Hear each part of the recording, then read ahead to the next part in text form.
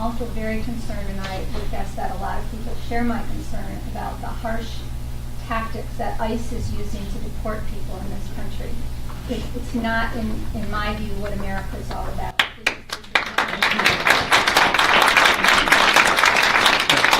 In response May I just follow up with Surely. one thing? Today, there is a young man sitting in Kenosha detention. His name is Miguel Perez.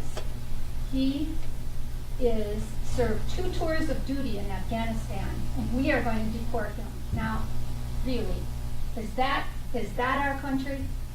Well, let me say, I'm not familiar with that case, so Well, I wish you would look into it. Well, We're asking you to get familiar. Yes, or no? May I answer, please? Yes, of course.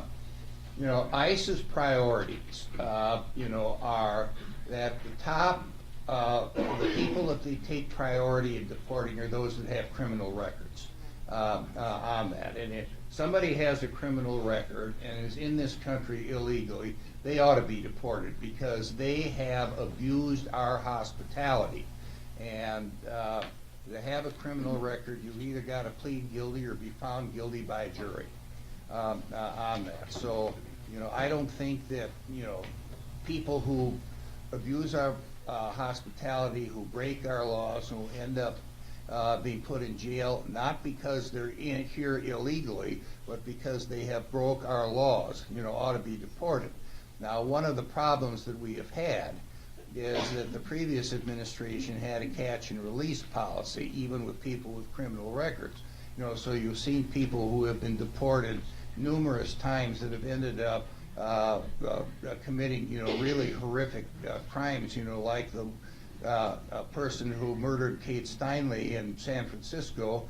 Was acquitted. He was acquitted. Yeah, but he had several criminal violations that were on his record before his last illegal entry into the country. You know, and if we started being firm and saying that if you were illegal in this country and have a criminal record, you ought to leave, and you ought to leave quickly. Sir, may I just follow up with one Sure. point? I think everyone in this room agrees that people who belong to gangs and who are criminals, they do need to be deported. But every day, every single day, we hear about people who are being deported who have committed no offense or have been driving without a license or overstayed their visa, which thousands of people have done. This is not fair. We see them dragged out of their homes by ICE. This is, I can't say it harshly enough, this is not America. Well, you know, I can say that, you know, unless we deport people who have broken our laws and who don't belong here, and I'm not talking about breaking the laws after their last illegal entry. It was breaking our laws in prior illegal entries. You know, those are not the type of people that we ought to have here. And to mix these people up with honest, law-abiding, working dreamer and DACA kids, I think is a very, very big mistake. You know, we ought to deal with each of these people as an individual based on their record. And if they ought to be deported, they should be deported. And if you mix them all up in one pot, there are a few bad apples that are going to spoil the whole barrel. But do you honestly say, sir, that a guy who has spent 2 tours of duty in Afghanistan should be deported?